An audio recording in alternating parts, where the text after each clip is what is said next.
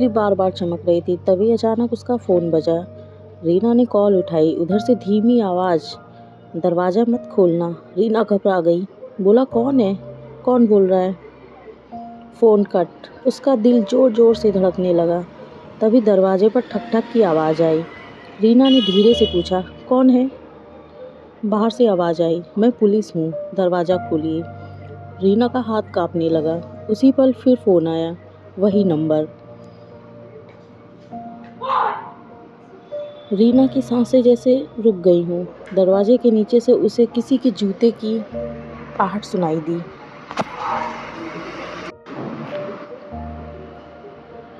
और साथ में खून की एक बूंद। तभी मोबाइल पर एक आखिरी मैसेज आया, पीछे मत देखना।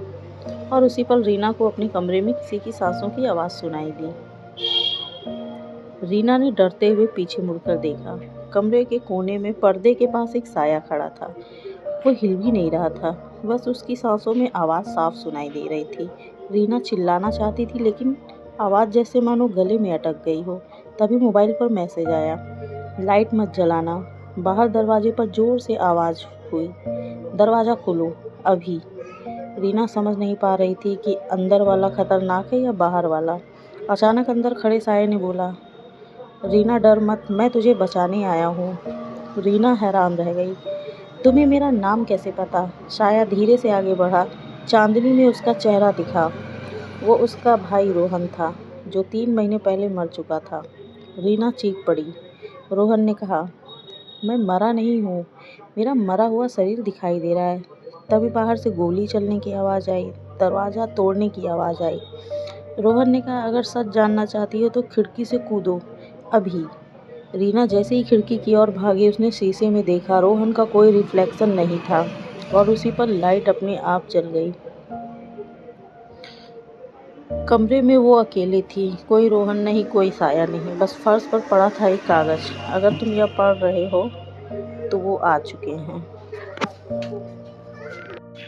रीना ने कांपते हाथों से वो कागज़ उठाया, पर उसे नीचे एक समय लिखा था, 12 बजे। रीना ने घड़ी देखी, 12 बज रहा था। उसका दिमाग सन्न हो गया। ये 4 मिनट पहले लिखा गया, लेकिन किसने? तभी कमरे में अलमारी अपने आप चर्र से खुल गई। अंदर पड़ा था एक मोबाइल फ़ोन। रीना ने स्क्रीन ऑन की। वो उसी का फ़ोन था जो 2 साल पहले एक एक्सीडेंट में खो गया था। फ़ोन में सिर्फ एक वीडियो था। रीना ने डरते डरते प्ले बटन दबाया। वीडियो वो खुद ही थी, रोती हुई जख्मी हालत में। वीडियो में रीना बोल रही थी, अगर कोई ये देख रहा है तो समझ लेना मैं फंस चुकी हूँ।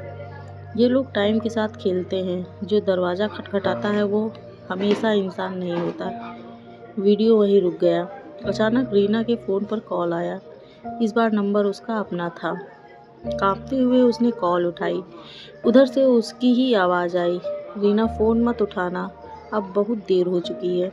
रीना चिल्लाई, देर किस बात की? उधर से धीमी हंसी आई और आवाज़ बोली, क्योंकि जो कहानी तुम सुन रही हो वो तुम्हारी नहीं है, वो उस इंसान की है जो अभी ये पढ़ रहा है।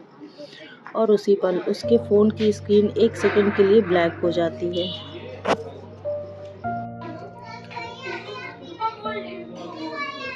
स्क्रीन दोबारा ऑन हुई। रीना को लगा जैसे उसने सपना देखा हो, लेकिन तभी उसके फ़ोन में नोटिफिकेशन आया। उसने रिकॉर्डिंग चलाई। उसमें उसकी आवाज़ नहीं थी, वो आवाज़ वही थी जो पहली कॉल में आई थी। आवाज़ बोली, अगर तुम यह सुन रहे हो तो तुम्हें वही गलती कर दी जो रीना ने की थी। रीना की आंखें फैल गईं। मैंने कौन सी गलती की? तभी कमरे की दीवार पर टंगी घड़ी पीछे से चलने लगी। 12:04, 12:03, 12:02 ये टाइम हो रहा था और टिक टिक की आवाज़ आ रही थी और कमरे में भारी हवा चल रही थी। अचानक दरवाज़ा अपने आप खुल गया। बाहर कोई नहीं था, लेकिन फर्श पर गीले पैरों के निशान थे जो अंदर की तरफ आ रहे थे। रीना पीछे हटी। तभी उसके कान के पास कोई फुसफुसाया, तुम अकेली नहीं हो। रीना मुड़ी। उसके सामने वही पुलिस वाला खड़ा था, लेकिन इस बार उसकी आंखें काली थी, बिल्कुल खाली। वो बोला, हम तुम्हें लेने नहीं आए हैं, हम तुम्हें बदलने आए हैं। रीना चिल्लाई, किससे? वो मुस्कुराया। उस रीना ने जो अगली बार कॉल उठाया। अचानक सब कुछ अंधेरा हो गया और फिर एक नया फ़ोन बजा। Unknown number. रीना ने कांपते हाथों से कॉल उठाई। उधर से किसी लड़की की आवाज़ आई, दरवाज़ा मत खोलना। रीना की आंखों से आंसू बहने लगे। अब वो समझ चुकी थी, अब सच सामने आता है। फ़ोन पर जो लड़की बोल रही थी उसकी आवाज़ काँप रही थी। प्लीज़ मेरी मदद करो, वो लोग मेरे घर के बाहर हैं। रीना की आंखें भर आईं। ये वही आवाज़ थी जो कभी उसकी थी। रीना ने गहरी सांस ली और बोली, शांत रहो, जो भी हो दरवाज़ा मत खोलना, लाइट मत जलाना। उधर से सिसकी भरी आवाज़ आई, लेकिन वो कह रहे हैं कि वो मुझे बचाने आए हैं। रीना का दिल बैठ गया। झूठ है, उसने सख्ती से कहा। अगर वो तुम्हारा नाम जानते हैं तो समझ जाना, देर हो चुकी है। फ़ोन के उस पार अचानक ठक ठक शुरू हो गई। लड़की चीखी, वो दरवाज़ा तोड़ रहे हैं। रीना ने आंखें बंद कर ली। उसके बाद सब याद आ गया। हर कॉल, हर समय, हर साया झूठा और झूठा भरोसे वाला था। तभी कमरे की दीवार पर लिखा उभर आया, जैसे किसी ने खून से लिखा हो। रीना ने कांपते हुए पढ़ा, किसी को मत बचाओ। उसका हाथ थरथराया। फ़ोन अभी भी चालू था। उधर से आखिरी बार आवाज़ आई, दीदी प्लीज़। रीना की आंखों से आंसू गिर पड़े, लेकिन उसने कॉल कट कर दी। पूरा कमरा सन्नाटे में डूब गया। घड़ी रुक गई, हवा हल्की सी धीमी हो गई, साए दीवारों से गायब होने लगे। पहली बार रीना ने राहत भरी सांस ली। फ़ोन के उस पार कुछ पल तक खामोशी रही, फिर एक भारी सांस की आवाज़ आई। अब तुम समझ गई होगी, वो आवाज़ बोली, लेकिन कहानी अभी भी पूरी नहीं हुई थी। रीना ने पहली बार बिना डरे पूछा, तुम लोग कौन हो? हंसी गूंजी, लेकिन इस बार कमरे में नहीं, उसके दिमाग के अंदर। हम वही हैं, आवाज़ बोली, जो डर से पैदा होते हैं जब कोई अकेला होता है, जब कोई रात में कॉल उठाता है।